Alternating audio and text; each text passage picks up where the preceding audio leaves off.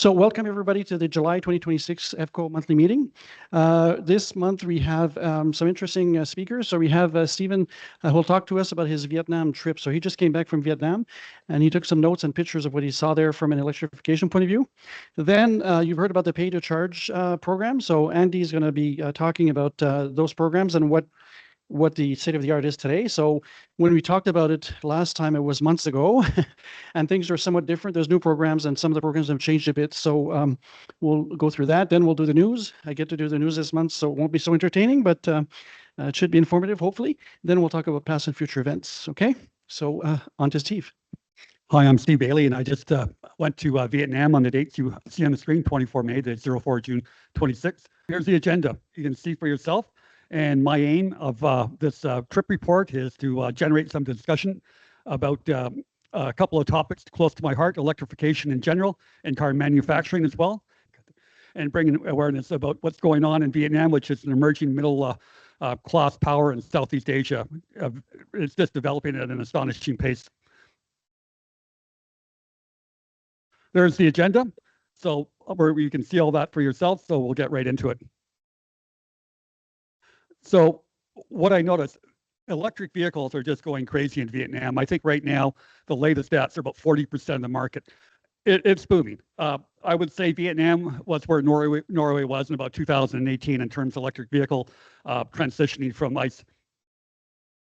And what you really see in Vietnam is VinFast. We all know what VinFast is, but VinFast is such a dominant player in that space. It's incredible. And there's just 3 models. I saw there's a whole bunch of models in there, but I just want to make something perfectly clear. Most people in Vietnam do not get around by car. They get around by motorbike. They don't get around by trains. Trains are built back in the French colonial time, and more on that in a minute. Okay, just a little bit of Vietnam so we can give you a little estimation of what Vietnam is all about.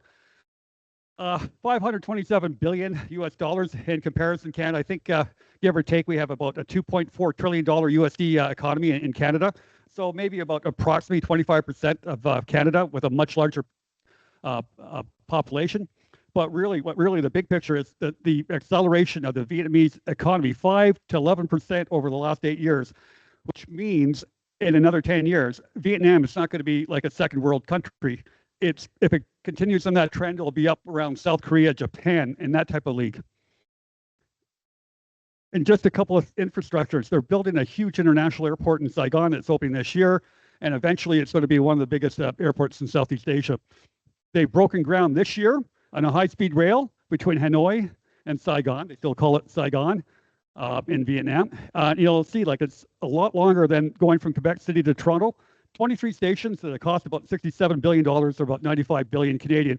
And I didn't see no high-speed rail anywhere in Vietnam. There's a lack of public transportation. Subway systems are being built at a breakneck speed. Last year, they opened the first subway line in Ho Chi Minh City, Saigon, and they have 4 more under construction. Hanoi is building them really quickly as well. And the highway system, they do have expressways in and around major cities like Hanoi and Ho Chi Minh City, and they're building bridges and twinning roads at a really incredible rate. So here's the cities I visit. Ho Chi Minh City, big city. I would compare it in size to the GTA area. Da Nang, 3 million people, so maybe a little smaller than Vancouver way. And Vung Tau. I never heard of Vung Tau until I arrived in Vietnam, but I heard a lot about it once I arrived there. And there, you just take a look at the map, and you can sort of see where everything is. Vung Tau is below Ho Chi Minh City, Da Nang in the middle, Hue a little further up, about 100 kilometers from Da Nang, and Hanoi up at the north. So, and this is just my subjective observations. It appeared about 30% of the cars were electric vehicles. The vast majority of them were VinFast. That's no surprise. And I got around by taking Grab, unless I was flying or I took the train from Da Nang to Hue, 100 kilometers, it took me 3 hours. But it was so incredibly cheap, and almost every ride was in like a VinFast Grab, which is the equivalent of Uber. So just for show you how efficient that is, it cost me $5 to go from a downtown hotel in Da Nang to the airport, $5 Canadian. Pretty cheap. I had one ride in a BYD, and my whole time in Vietnam, I spotted one Mustang Mach-E. They're not very popular. And you know, like we hear a lot about BYD and MG and the other Chinese manufacturers. They're rare in Vietnam, and we could have a whole discussion on that. but I don't think we have the time here tonight for that. And I didn't see a single Tesla. They have tariffs on American cars. They have tariffs on European cars. They have tariffs on Chinese cars. And again, that's a whole other big discussion. There is a picture of a VF7 in Da Nang. I believe the only car they sell here is a VF8. But you see all these different models that we don't see. And this is a typical rideshare car, an E34. Beautiful little car, no problem, comfortable in the back. I'm a tall guy. I got a problem with my knees, so I didn't have any problems getting in and out, and all the drivers were great. They have the CCS2 charging protocol. There's a picture of a fast charger, and I believe that's in Hawaii. And that's just a map of the level 2 charging in the Da Nang area. The red ones are ones that are being occupied. The blue ones are free. The yellow ones are broken. I think the gray ones mean that they're under construction or proposed. So they got a fairly dense system here. And if you zoom in, more will appear, much like in PlugShare. And any discussion about EVs, well, you have to talk about VinFast. You can all see the timeline up there.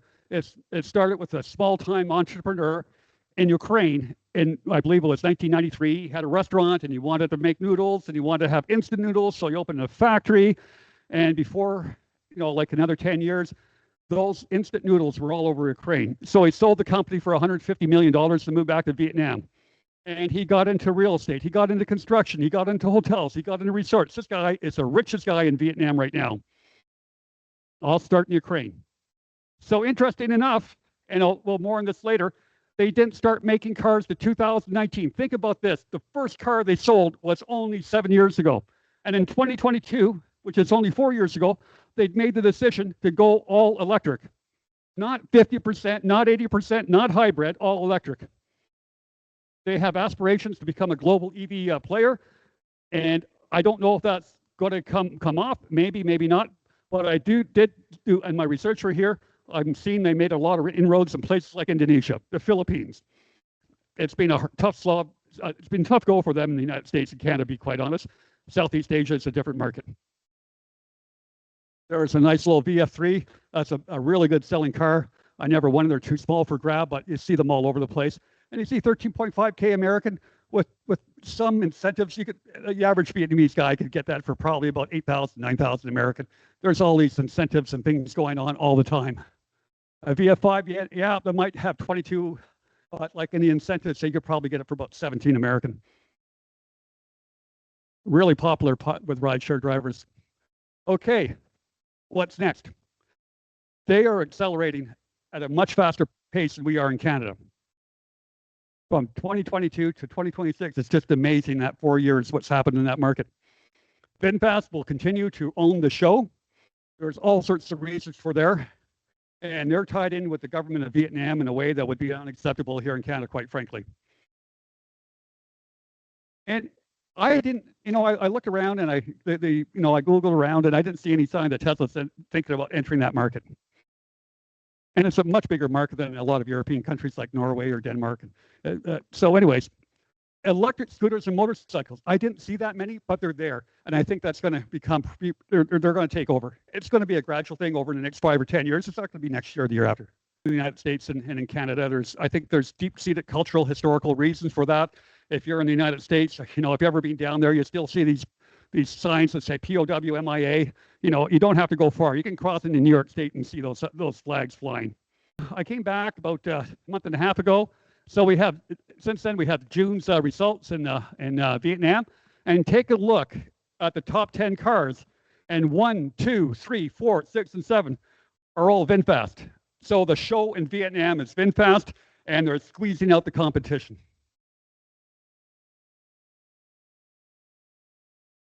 So there's the conclusions. Motorbikes, it's not a rich country. People don't make a lot of money, but they do have mobility. They have mobility in a way that would be unacceptable in Canada or the United States or Western Europe. You see 3 of them. If you take a look, you see a little baby right here? I've seen a toddler on a bike that size with a baby and mom and dad. But the thing that gives the Vietnamese is mobility. I spent a lot of time in Cuba. Cubans walk anywhere because it's hard to get a bus. So they're really far advanced over Cuba. So here's a summary. And here's what maybe we could think about and have a discussion about. Why is it for a company that's only been making electric cars for 4 years and cars for 7 years, why is it they can make so many cars and we can't do the same thing in Canada? That's question number one. And question number two, these countries are electrifying at an accelerating rate. The country of Laos, I know it's not a big market, they banned the sale of ICE vehicles for personal use effective the 1st of June, 2026. So in 10 years, if they build a pipeline to the West Coast, who's going to buy that energy? I find it's remarkable. You don't hear too much about that. I think the folks in this room might have some thoughts about that.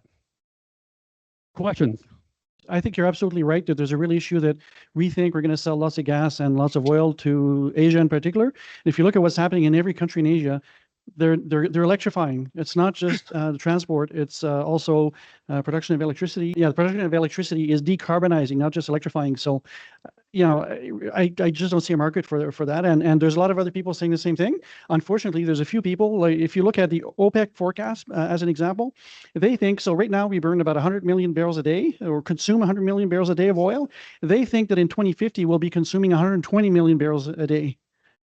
Impossible. First of all, we don't have that many reserves. Second, it's impossible. Things are moving very, very fast. In China, more than half the new Class 8 trucks are electric, right? I mean, it's moving so fast. It's incredible. Anyways, any questions that anybody would have? Raymond, are you Any able to hear comments people about on? the automotive sector here in Canada? So Raymond? I don't think we're going to be able to do what they've done because they're a special market. And the guy who runs VinFast, I was there about 18 months ago. And I saw lots of VinFast on the roads also. What I'll tell you, though, is that they think this guy's a god, okay? So he's like I was saying earlier, he's the ethical Elon, okay? So this guy, he builds schools, he does all sorts of stuff like that. He reinvests in the community, and he is the richest guy in Vietnam, right? So, you know, if you're going to do that kind of stuff, people are going to want to support you. No NACs in North America. Yeah. Oh, does VinFast have, they don't use NACs, so there'd be no incentive for them to use NACs. Well, so they've been around for a few years when CCS was the standard for Yeah. fast charging. So yeah, and in Vietnam, they don't use NACs. Okay, so they would be using something else, just like Europe uses CCS 2, right? They use that in Vietnam also. Okay, so I guess VinFast is just gonna keep doing that. Sorry, I'll introduce you first. And Andy Wong, he's going to be talking to us, like I said earlier, about the paid to charge programs. I saw Andy post something on Facebook, and I saw that he posted it on our group here in Ottawa Gatineau. So I thought it'd be great to have him come over and give us an update. Like I said earlier, there's been a lot of changes. The programs are getting more lucrative, right? So the one I'm on is WhatsApp, and the basic rate went from 3 cents to 6 cents a kilowatt hour. And there's a bunch of other things happening, new programs. So Andy will go through that with us. Okay, thanks. Thank you.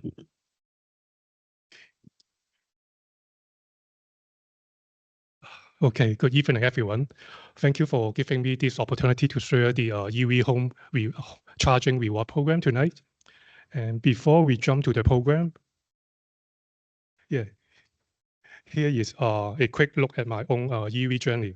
I started out back in 2015 with a Subaru Crosstrek hybrid. I don't know whether it's considered EV or not, but it's my experience. And in 2018, I took the step into full battery EV with my first Nissan Leaf. And by 2023, I purchased another Nissan Ariya and said goodbye to the gasoline car. And officially, my household become a all EV family. And for the home charging reward programs, I got started with Beyond Power Green Miles in December 2025, because at that time, they gave a very good payback. But after a while, I joined the Gistro Cup and received a free longer charger that served as my primary charger at home. And because many new options entered the market recently, so I also signed up with the Cup Rhone Electric for my secondary charger. I have two 240-volt outlet at home in the garage. Yeah, one is like 16 amp, and another one is 50 amp.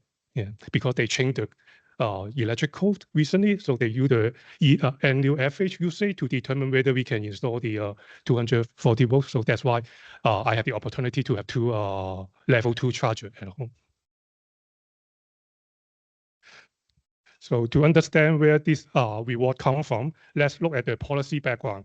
Under the Canada's Greenfield Regulation, CFR, there is a federal carbon credit system. The aggregator companies will collect the home EV charging energy usage data and turn that to a kilowatt hour into the carbon credit. They sell those credits on the carbon market and share some of the profit back to us as the EV owners. And as you can see, the first reward program actually start by GC Cup. Yeah, GC Cup just 1 year ago in July 2025. So there are a few main marketing models across the program. The first one is the free charger program, which refund the security deposit after you hit a specific charging usage threshold. And the second one is the bring your own charger program, like bring your own phone program in the cell company, so which allow you to buy or use an existing supported charger. The popular one is the Tesla wall connector. But there is a critical rule recently because like a few months ago, there's only one company provide this program, the WhatsApp. But now we have like at least 3 companies provide a similar program for the Tesla connector. So keep in mind, under the CFR regulation, each EV charger can only register to one reward program in the same year. If anyone try to register the same charger to multiple programs, it will violate the double counting regulation, and they will void your reward for the whole year. So be careful before you want to switch to another program. So nowadays, people suggest to end the current program in the end of the year, in the end of December, and join the new one in January. So it will be the 100% safe. Otherwise, you need to go through a lot of procedure. Like people in Quebec, I don't know because I live in Ottawa, but in Quebec, they said they can file some form to ask the program operator to delete their data used under the law 25 or something. But I'm not sure because in Ontario, I don't think we have this regulation. And the last one is the specialized programs. It includes those chargers with the low management bundles or to those chargers in the apartment buildings or commercial properties. But I won't go over the detail because our focus is more for the individual home charging reward program. So this the first one is the program with the free charger. So yeah, again, I'm sorry, it's too small, but I think we can review using the YouTube, or you can go to my Facebook page. I just upload them to my Facebook page today. Yeah, when we post the YouTube video, we also post the PPT. Okay. Sorry, actually a PDF of the presentation. Yeah. So it should be clear in Okay. that presentation. So I won't go to the detail because it's too much details. And also, so I will just highlight some unique features for each individual program. Like the first one is very feature rich. It's the EVCO Cup. It provides the Canadian-made level 2 chargers. And also, it's not only level 2, they also have a model which can be used to the regular outlet, the level 1 charger as a portable model. And they will charge you $100 deposit when you order the charger. But once you complete the first charging session, they will refund the deposit right away to your credit card. It's like immediately. I received an email after I did that. So it's amazing. And the reward can be withdrawn every month via the e-transfer. And the condition is you need to reach $10 minimum balance because, you know, e-transfer, they need to pay the bank for the processing fee. So I think it's fair, but it's very good because you can withdraw it every month. You don't need to trust them for the whole year. Yeah. The reward rate starts at 3 cents per kilowatt hour and slowly scale up to 10 cents. At today's market, it is very low. And the second program is the switch. It also starts at 3 cents per kilowatt hour, but it will increase to 10 cents right after 1,500 kilowatt charging. I think it's about 2 or 4 months for regular driving. Then you will get back the deposit as well after 1,500 kilowatt hour. And in this case, you don't need to request for the withdrawal. They will do the bank deposit directly. So every time you reach $100 reward balance, they will initiate the bank transfer to your account. But people feedback is it may take a week or so before you can see the money. But it's still good. It's quick. Like you don't need to wait for a year. And The next one is the new entry, Dash Sharing. It just recently launched last month, and they will increase the earning rate of 10 cents per kilowatt hour starting August 1st, because they know they need to adjust to the market.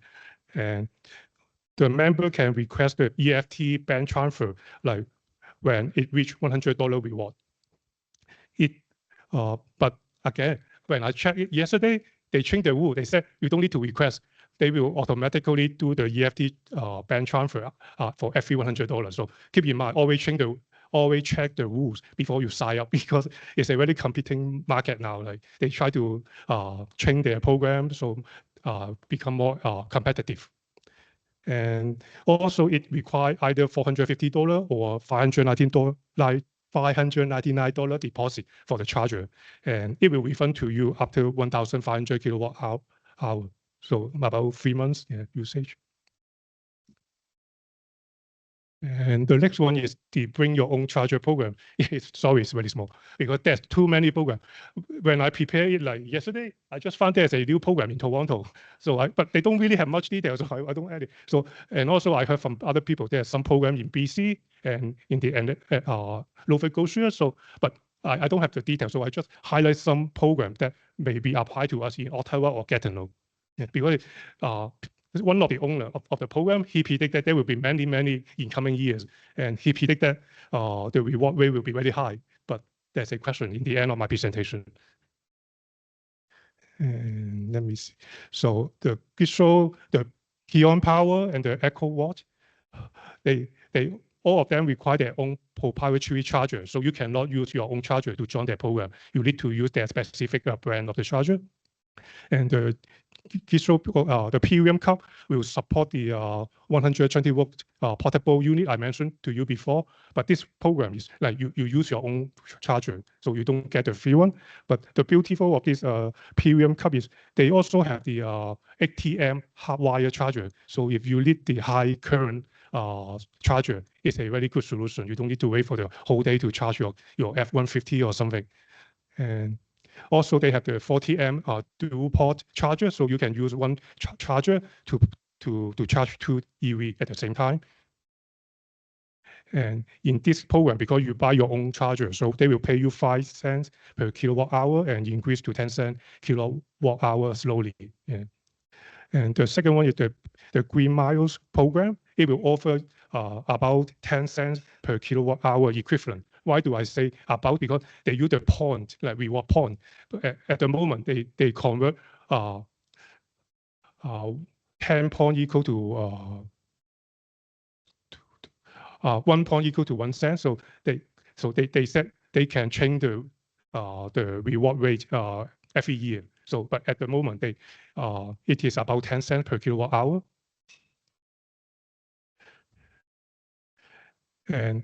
But the Green Mile, they will pay you annually. So you will receive the check in March the following year. And next one is the Echo Watt. It will pay 12 cents per kilowatt hour, but you need to use their own Telo VE chargers. And also they will pay you annually by check in the summer next year. But because I'm not very well understand French, their website is currently only French only. So I'm not clear whether their target customer is Quebec specifically or across Canada. But if you have their own charger, I think it's a very good program for you. You don't need to buy a new one. And 12 cents per kilowatt hour is very high. Yeah. But you need to wait for 1 year. Yeah. And for the other brand of the chargers, ChargeLab support a lot of OCPP compliant chargers. Like it's a OCPP is like protocol like for the chargers. So like I think some people they have their home assistant program. They use the OCPP to control the charger as well. So one of the example of the OCPP charger is the wall box charger, and also the EV Duty charger from Quebec, I think. Yeah. So it's good because ChargeLab pay you 10 cents per kilowatt hour, and they pay you every quarter. You don't need to wait for 1 year. Just every 3 months they will pay you. But currently they will pay you by the gift card. But they said they will have the cash option very soon. And the next one is the Cup Volney Electric. It support many different chargers as well via the OCPP and the API. Like their way is very challenging to understand because different provinces they have different reward rate. I think it's because based on the carbon market in different provinces. But anyway, in Ontario and Quebec, they pay 13 cents per kilowatt hour for the for example for the wall box charger or other OCPP supported charger, and they pay even higher, up to 80 cents for some like specific charger for the solar power like SIG Energy, yeah, probably. yeah. So it's very interesting, but also they only pay you every year. You need to wait for the payment until like between June and September next year. And next one is very popular one, the Tesla. If you have the Tesla third generation or the universal wall connector, they are the last three program are for them. Like for the Cup Volney Electric, they pay you 30 cents per kilowatt hour. And for the WhatsApp, like Raymond mentioned before, they increased the payout rate to 6 cents plus $25 supercharger credit in the winter and some other promotion because like a few months ago they pay 3 cents, but they see the competitors. So, and the next one, the Road to EV is also a new program. They pay you 10 cents per kilowatt hour, and also you need to receive the payment next year. So they are. Yeah. Yeah, you can So the EV, I think it's a completely different business model because I talked to the CEO, I met him and I had a long discussion about this. And I believe it's not for charging your own car. It's about you putting your charger on their app and people will see that and drive to your car. So if you live like I live in Stittsville at the end of a residential street, if somebody wants to come and plug in, I can get paid for that. Yeah, that program actually was their first program. It started last year. Like you share your charger to the public. So so they yeah. So, but just about the reward program, they just started like in April. But the one you mentioned, yeah, I also have installed the app, try to use other people's charger. Yeah, yeah. Yeah, the next one is the specialized programs. I'm not going to the details, but the first one, the EVCO, is for the charger with the energy management bundle. Like you maybe you know you can put some sensor around your the feed to your circuit breaker, so make sure it won't overuse like how to say like overcurrent. Like if you have 100 amp circuit breaker, so they will monitor. If it is over 80 amp, they will stop your charger. So it's really handy. The next, the Metro EV is more for the apartment buildings, and the last one, the Gistro Commercial Cup, is more for the commercial properties. Like it's the same reward rate as the residential reward program, but they provide some specific software let you to control their charger.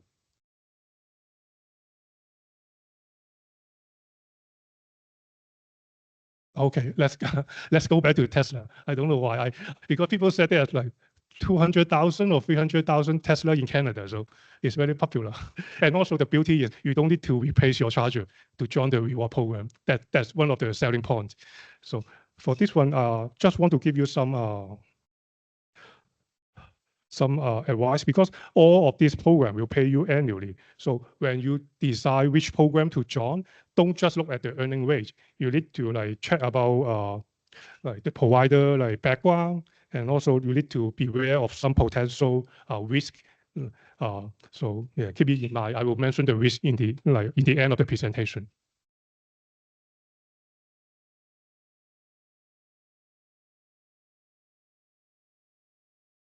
Yeah, so one key practical decision is, do you want to have fast and frequent payout, or you want to wait for the annual payout for the higher reward rate? But keep in mind, for the annual reward programs, they usually mention that the posted rate estimate and remain subject to change based on the market fluctuation throughout the year. So keep it in mind. But according to the prediction, the rate will continue to increase next year. But we still need to pay attention to the risk.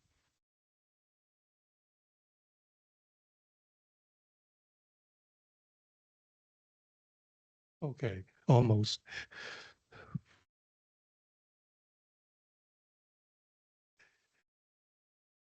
Yeah, so there are different critical factors beyond the payout rate.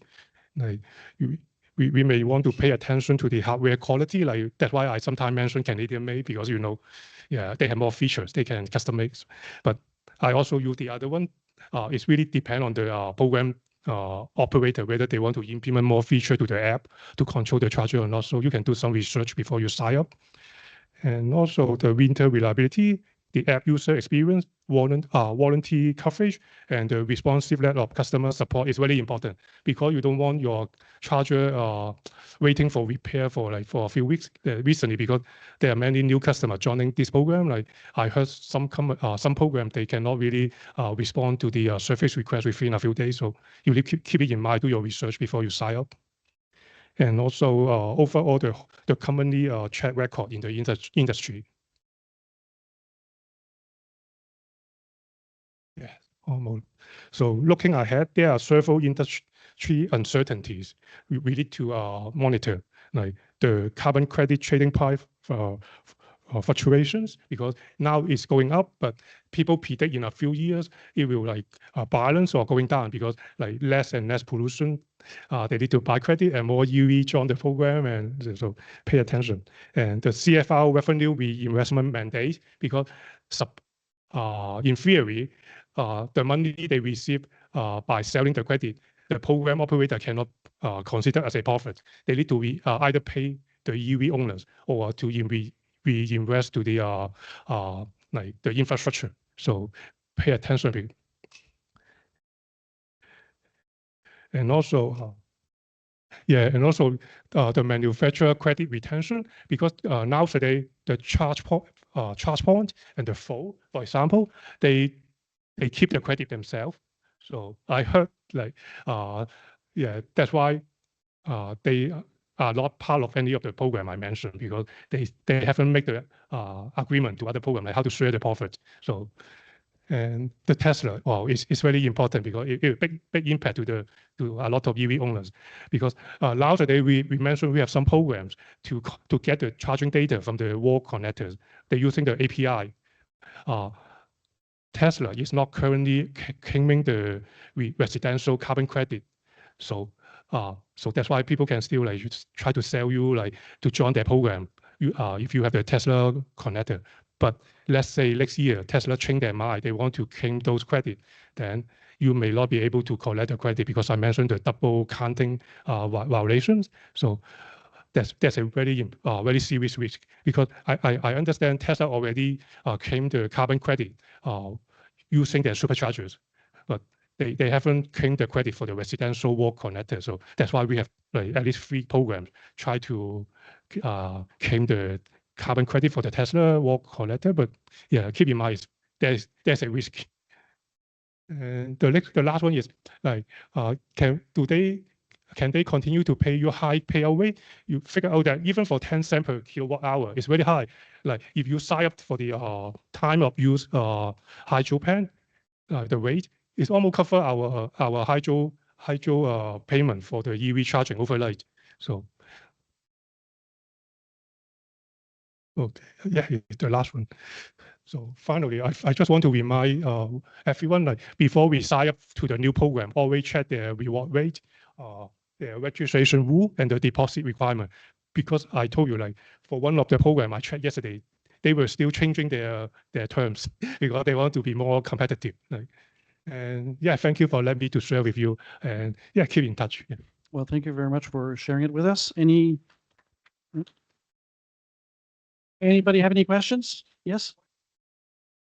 Andy, that was really well done. I have just one very quick question. I have a Tesla charger that I got when I bought my car in 2017. I don't think that's a 3rd generation charger at all. 2nd generation of. Okay, so I don't think this charger. I tried a couple of those programs, and No. correct me if I'm wrong. Do they have to all be smart chargers?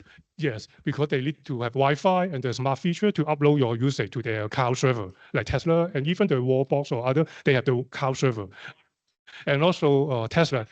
Yeah, and Tesla does not support OCPP protocol, so they cannot use the OCPP to access your data. Yeah. Now, if you wanted to check if your wall connector from Tesla would be eligible to be in a program, it would show in your app. Okay, so I've got 2 in my garage. I've got an older one, 80 amp, right? An older one. That's generation 2, I think. But the newer one is 3, and that one shows up in my app and it's eligible. So I could use one of the two in my case, right? So I'm contemplating maybe changing the other. Just Sure. one more remark. Even you have the third generation connector, you need to enable Wi-Fi on your Tesla wall connector. Otherwise, you still cannot send them the data. Yeah, but if someone's installed it for you and an electrician has installed it for you, they know how to connect it to your account. Okay, so if you look at my account on my phone, you'll see that my charger shows there. Okay, but that was the electrician. Sorry. Correct. The new one, not the old one. Yeah. Yeah. One thing I want to mention is that I did some very detailed calculations and I was going to report them today, but I thought we wouldn't have the time. But I looked in very, very detail my electrical bill, and it's very hard to calculate exactly how much you pay for electricity. Okay. So there are at least three different components. One component is the rate itself. So if you're on ultra low overnight rates, the rate is 3.9 cents per kilowatt hour, right? On top of that, there's a distribution rate. Okay, and then there's a regulatory rate, and part of the distribution rate and part of the regulatory rate are charged by the kilowatt hour. Okay, now once you've done that, they do give you a 20% rebate. Okay, on the whole bill. Then they give you they charge a tax 13%. Okay, so I did the calculations in detail, and for me, with Hydro Ottawa, this might be different if you're with Hydro One or some other utility. The cost for me at everything included is 6.06 cents per kilowatt hour. Okay, so right now I'm more or less breaking even because with the program I'm on, I get 6 cents. But if I was getting 10 cents, I would be making a profit charging and probably asking my neighbors to come and charge at my place too. You have to have a new Wi-Fi connection, right? So the cottage has Wi-Fi. I had to, put my e-Grizzly that I had carried to the cottage on that. Finally, I got it done. Yes, hooray, that worked. And then I said, okay. And now I haven't charged since I've been back home, but it looks like it doesn't remember my home address. That's what AI told me, that every friggin' time back and forth, I'll have to go through the 192 dot and say what your password is. Has anybody done a workaround about that? Yeah, there is a workaround. Actually, if you want to work around that, the simplest way to do that would be to have the same network name at both locations and the same password, and it's going to transparently connect to both. Okay. But then, and so that's a bit complicated, but it can be done. But I understand with the Grizzly E, you get up to 9 charges offline that it will remember. Like this is what it says. So then if it, I just don't know how that works. It remembers it so that when I finally get back home, if I'm, then it should all hopefully upload. Has anybody found out anything about that? Yes. You could lose the data, right? Okay, so you're saying some people complain that doesn't work. And apparently you're supposed to be able to use it 10 times without being connected, right? Okay. So anyways, I don't have any better answer than that. Okay. Any other questions, comments? How do taxes or income tax fit into this? Is this taxable income or? That's a darn good question. I have no idea. Not my question. I'm reading it off the notes here. Yeah. I don't know. And actually, Doug is asking other questions. So that's the first one. Then he's asking if there's monthly connection fees. There is not any monthly connection fees. Okay. What's the next one he has? Permanent Wi-Fi? Yeah, so this is what we were talking about here. Apparently, in some cases, it will record the information, and then you could connect to Wi-Fi and it'll upload the information after. But your mileage may vary, right? Okay, and of course, there's differences between provinces. Now, one other thing that I've seen last week, so I saw the presentation and I started looking for some reason at the Metro EV stuff, and they have a program for MURBs, which is quite interesting. What they'll do, there's 3 different options. So one is if they have some chargers in common areas. Okay, they have a program for that where they will they'll help manage the charger, but also they will give the condo board the money from the rebate. Okay, if you're an individual unit owner and you have your own charging station in a garage, they will give you and actually they have a system where they will virtually meter every one of the charging stations, and they will bill you, the owner of the car, and they will take that money and give it to the condo board to pay for the electricity. Okay, so they have a few programs that are really interesting if people are looking at condos and MURBs. And one of the programs they have, actually, they will install the hardware for you. You pay for the installation, they will manage it for you. Okay, so pretty interesting. There's a program I saw in the past where what I didn't like about the program is they had a monthly fee. So Doug, this is one that had a monthly fee, and the fee was $100 a month. Okay, that was before you would pay for electricity. So if you think about that, that wipes out any savings you would have driving an EV, right? So to me, it's ridiculous. Okay. So Ryan says that his Pion Power EVSE needs a connection all the time. So, okay. But yeah, the programs, there's quite a bit of difference between the programs, and yeah, you're encouraged to check things out. When I signed up for WhatsApp, it was the only one that was available, right? And I kind of regret to have jumped in now, given that the other programs seem better, but maybe at the end of the year, I'm going to change it over, right? Okay. Any other questions, comments? Yes. Are there any rules about charging a power bank? There are adapters, so you can charge your home power bank instead of charging your EV. Do they care? Are there any rules? Does it have to be an EV, or can you charge your home battery?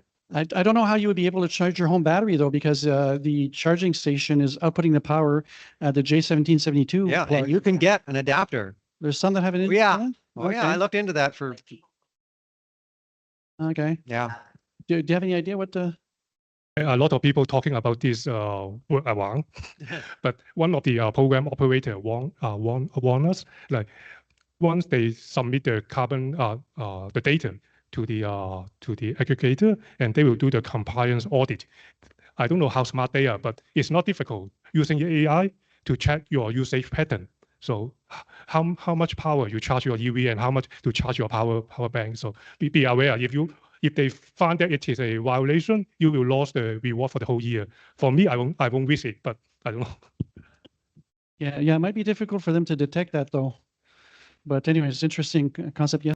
Do these programs, are they specific for electric cars? Is that what they each one? Yes, they actually yes. say electric car It's only? for electric car charging, yes. Yeah, okay. Yeah, but again, they so like as a Metro EV, they will do commercial too. I didn't mention that. So if you have a fleet of EVs, you could get the rebate also. Okay, so this is pretty lucrative for people who have EVs. So, and actually next month I'll show you some calculations that show how lucrative it actually could be to drive an EV overall. Okay, so let's try to get through the news fairly fast. Okay, first one is, I've got a few general things here. The first one is a Tesla. They opened the first mega charger, and the one that they opened it's a public one that supports a 1.2 megawatt. The plug looks like what you see on the right-hand side there. It's the MCS plug. But anyways, the plug actually supports up to 3.75 megawatts. Okay, that's a lot of power. Okay, they expect to have 37 sites by the end of 2026, 46 by early 2027, and they plan 60 sites throughout 13 states in the US. Okay, so centered around California and Texas, where they have production facilities, right? Yeah. So none in Canada planned yet. Not yet in Canada, but we'll talk about high-speed charging in Canada elsewhere. Okay. The UK, they just decided to remove the value-added tax on electricity. Ooh. So it's like the GST, or well, the HST here, okay? And you might have remember someone saying that would be a good idea if we did that in Canada, right? In my opinion, instead of removing the tax on gas for X number of months, they should remove the tax on electricity, right? Because everything you do to reduce the price of electricity will get people there, right? And if you reduce the cost of fossil fuels, it's going to keep them in fossil fuels, right? Yeah. The Toyota Highlander and its cousin from Subaru are being delayed. So they were supposed to be coming out sometime this fall. Unfortunately, they're being delayed. But both brands have 3 EVs in market right now. So at least you could buy some EVs from them now. GM have made a deal with ChargePoint where you could do plug and charge. Okay, so you just plug your car in and it will start charging automatically. No app required and all that stuff. Okay, just like we do with Teslas where we just plug the thing in and starts charging. Okay, there's more and more manufacturers that offer that and more networks. Okay, so for Tesla, the Teslas do that, but the Fords do that, the Volvos do that. Not sure which others may do it now, but I expect over time, probably all manufacturers will do that because it's just so much easier and simpler, right? Electric, does it electric circuit? Yes, Create Electric does it. Yes, absolutely. So it's not. My point is, it's not vehicle brand specific. it's not what, sorry? It's not vehicle brand specific. Well, it depends. It depends on a bunch of things, right? So what I mean is the Volvos and the Ford will do that automatically with the Tesla superchargers. Okay. Create Electric will do it with any car. That's what I'm. Yeah. As long as it's part of the Create Electric network. Right. Right. So this is where things get complicated, right? Okay. So last point here is that those of you who have a Tesla, you probably want to download the contracts you signed and agreements you signed originally with Tesla because apparently they're modifying some of them. Okay. So And I suspect this is a culture thing with Tesla, where the latest and greatest is what they want to show on their website, and they don't think about the fact that maybe someone signed a contract with a different agreement years ago. That's not the way they do things, right? So I'm not sure it's malicious, is what I'm saying. Okay, so now we've got some different items individually. So in Ireland, they have this ICE to EV program. So it's a scrappage plan where you take an ICE car that's 13 years or older. They give you 5,000 euros to scrap it, okay, as long as you buy an EV. But then when you buy a new EV, you get $3,500 also, so not dollars, euros. So it's a total of 8,500 euros, okay? They allocated 10 million euros for this, which would be about 2,000 cars. They fully subscribed in 1 hour. Okay, I wonder why. I wonder why. Like, geez. And they seem to be surprised about that. Okay, so anyways, so if anybody tells you there's no demand and people don't want EVs, that's one example you could use. Okay, we talked about Honda before, so they've just officially canceled the Prologue. I was on a webinar, and this is the point down here, the fourth point here. They will go back to selling lawnmowers, right? I was on a webinar where there were panelists that were talking about EVs and all that, and I asked them, what do you think about the fact that Honda canceled their EV program and aren't doing anything, right? And that was the answer, is they're going to have to go back to selling lawnmowers, because No, what they else have are they going to some say? nice generators too. They have they have other small equipment too, but one of the problems with Honda is it's almost a pure play car company. So if their car business can't make a go of it, they've got a problem. If you look at Hyundai as an example, Hyundai is a very large diversified company. They build ships, they build all sorts of stuff, right? So if the auto sector or their auto part doesn't work, they've got something else to lean on, and they've got other businesses that could help them through difficult times, right? Honda doesn't have this, and they've lost money for the first time in like 50 years, okay? And instead of doubling down and moving and doing the transition, they decided, oh, I'm going to step back. Just makes no sense at all, okay? Okay.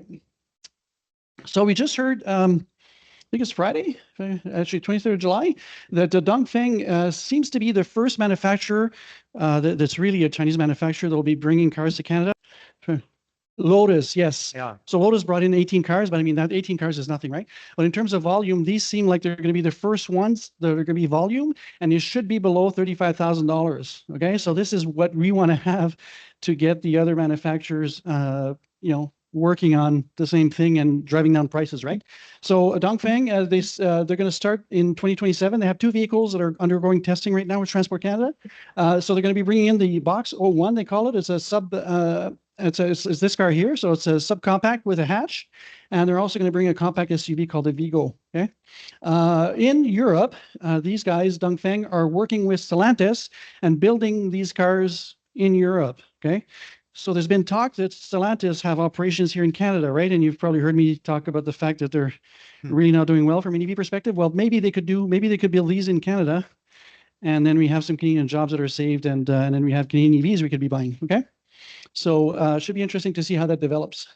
So for those who don't know, all the other Chinese vehicles that are coming in are Teslas, Polestars, and Volvos. Okay, so, and perhaps a few others, but they're brands that were coming in before we had the tariff, 100% tariff, until sometime earlier this year, right? And actually, my newer Tesla Model Y was built in Shanghai. Okay, BC Hydro, they will quadruple their network by 2035. So they're going to go from 917 to 3,500 ports. This is mostly DCFC. There's a few level 2, but it's mostly DCFCs. So you probably have heard people, and Doug, who's on the line actually, who's in BC, I've heard lots of stories about how great the system is over there because there's lots of chargers and they work really well. It's BC Hydro that owns it, so they're really doing a great job at it, right? Well, they're going to put a lot more money into it and improve the network, okay? So here I put an example as the Subaru, so Solterra and Uncharted. Here they've slashed the price. I checked this, and actually it's the MSRP for 2027 that was reduced. Okay, they did that to make the car fit under the $50,000. Okay, there are many other cars that have many other companies, brands that have done the same thing. Okay, a lot of them, if it was a 2026 model, they don't want to change the MSRP. Okay, so they were giving incentives that would bring it lower, but now we're seeing some MSRPs going down. Okay, so good news for those of us who don't want to pay too much money for our cars, right? Excuse me, Ermal. Yep. Sorry, can you provide a little context? Because this is in the context of the federal program. Yeah, so the EVAP program, the EV affordability, is it affordability? Yeah, program. So the $50,000 limit, right, is to me is a really good price because a lot of manufacturers have reduced their prices so they could fit under that so that they're eligible for the rebate. Okay. Yeah. $5,000 rebate. Yeah. Yeah. 4,000 next year, and actually for a PHEV, it's half the price. If it's Canadian made, the 50,000 doesn't matter. There's only one Canadian made EV though. Okay. So the 50,000 doesn't matter for that one. Okay. But the point is that not Subaru specifically, but all of the other manufacturers are doing the same thing. So here, remember I said I would talk about HD charging in Canada. So right now, who is it again? It's, I can't remember. Propulsion Quebec, okay, is working on electrifying from Quebec City to Toronto. Okay, if you've ever been on the 401 between Montreal and Toronto in particular, there are a lot of trucks, right? So lots and lots of potential there. They have installed one location here, which is somewhere in the middle between Quebec City and Montreal. It supports up to 400 kilowatt on one if there's one vehicle there, or two vehicles at 240 each. Okay, which is not super great, but it's not bad, right? They estimate they need 7 locations between Toronto and Quebec City to make it viable to do heavy duty trucking. Okay. So, but they say that in their opinion, their heavy duty trucks, they do, I think they say it's 160 to 300 kilometers, something like that. Well, there's trucks in Europe that do 600. Okay. So this should be less of a problem. Okay, so Quebec has dropped the ZEP targets. They haven't eliminated them, but they've made them smaller. Okay, so it used to be that by 2035 it would be 100% EVs. They dropped it to 80%. Now that gets rid of a lot of people were saying you're forcing me to buy an EV and all that. In my opinion, once we're at 80%, it's game over anyways. As EVs are becoming cheaper than gas cars, people are just gonna. Yeah, but Norway is a bit different. Norway, there's still other reasons why you want to buy an EV, right? There's lots of taxes on gas cars, so it's a bit of a different story, right? But anyways, you can see the numbers there for this year. The goal is 26%.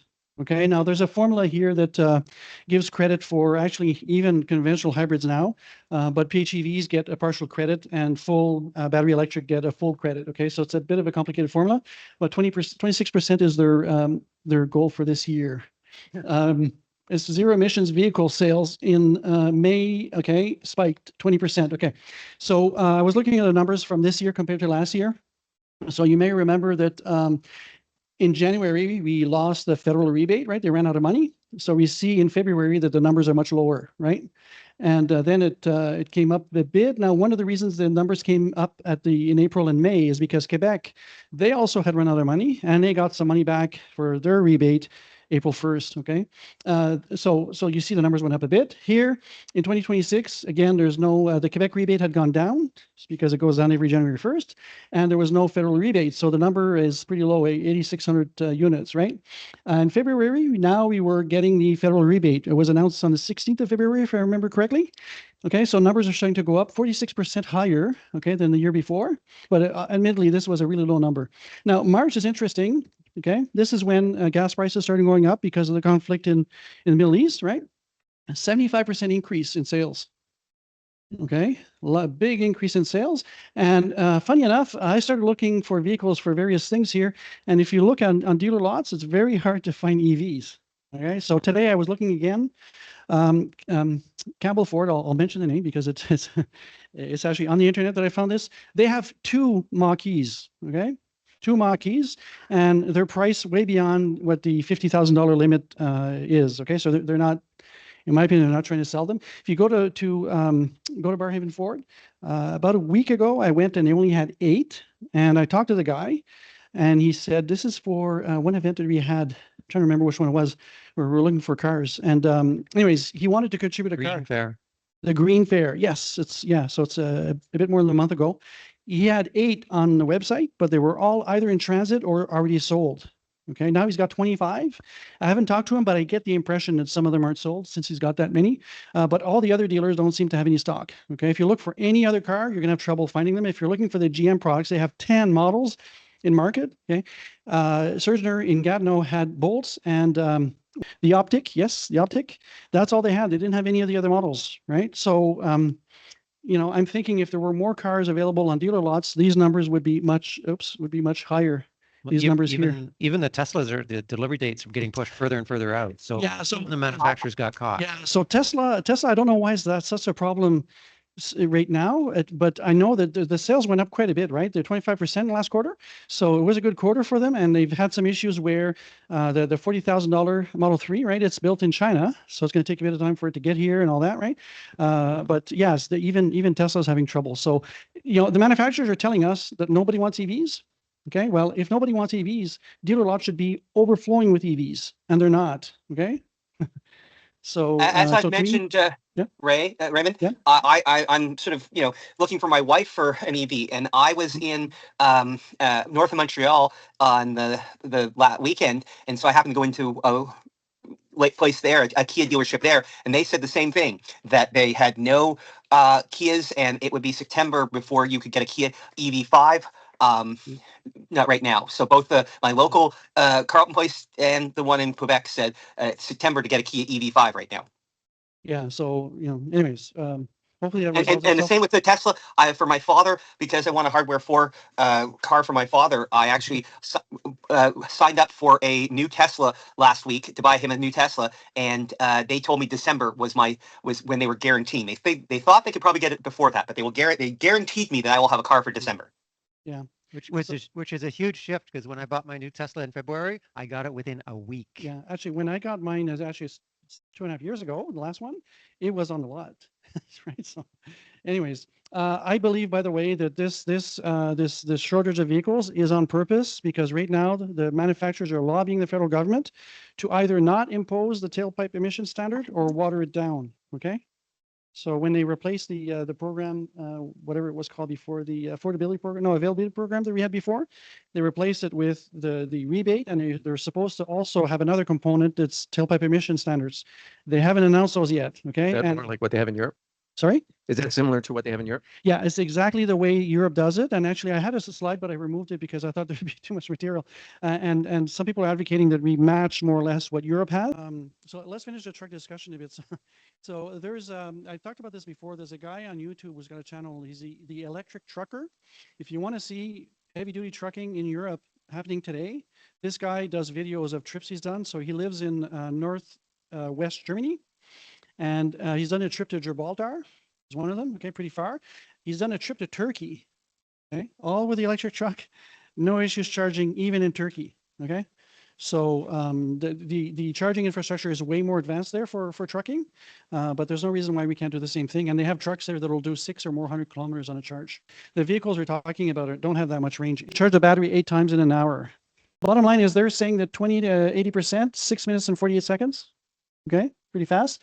And to charge it completely, I imagine it's 20 to 100 is about 9 minutes. Okay. Now, what's interesting here is they warranty them for 10 years or 1 million kilometers. Okay. That's a lot of mileage.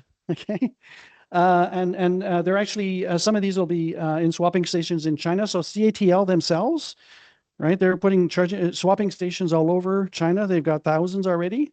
I'm not sure which cars support that though, but anyways, I'm sure they got that figured out.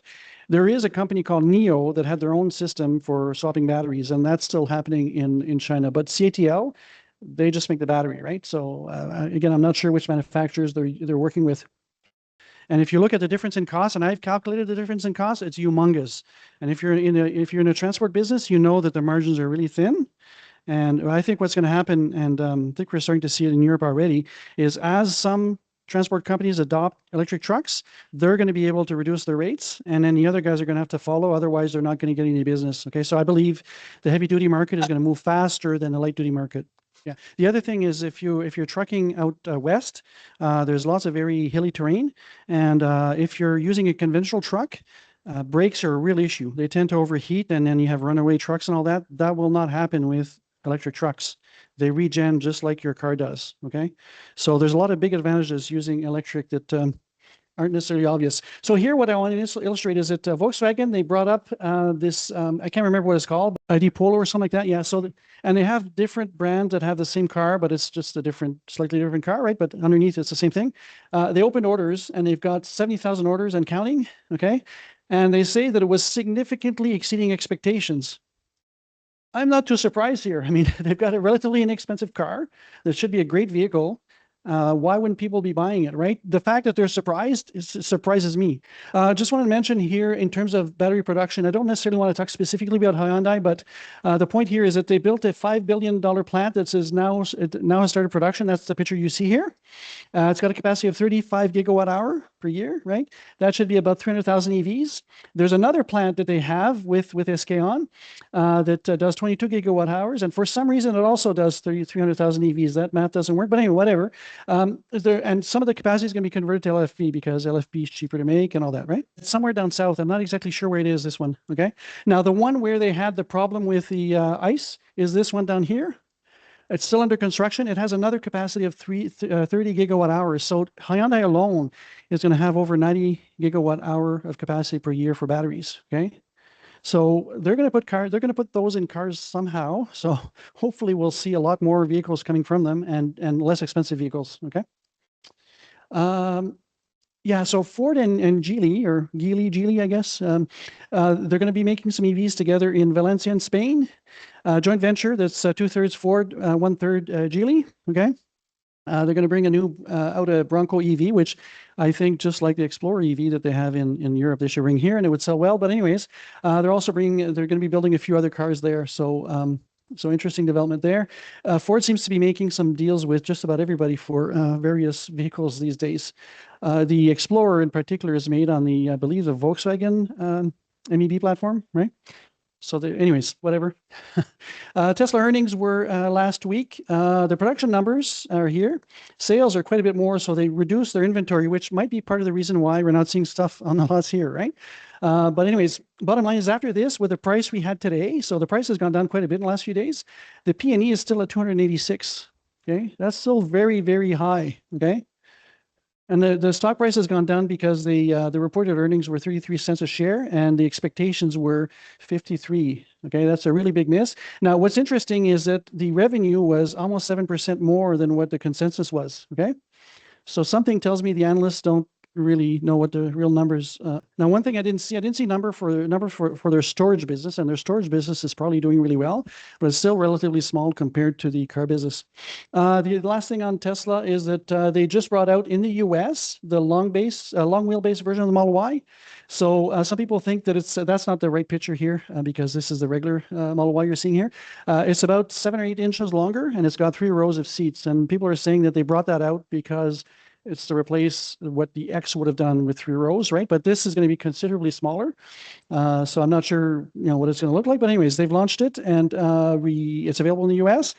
Not available in Canada yet. I don't know why it wouldn't be available here shortly since it's available in the US. Let's talk about past events first. Not very many this month. Okay, there was the Kilwan Coffee. We had 3 of them this month. We had one other event. We had the Westport Car Show. This is what our setup looked like. This is interesting here. It was right beside our setup. This is an electric Zamboni, okay? From Zamboni themselves. So there's an arena. If you look at the other picture here in the background, there's an arena.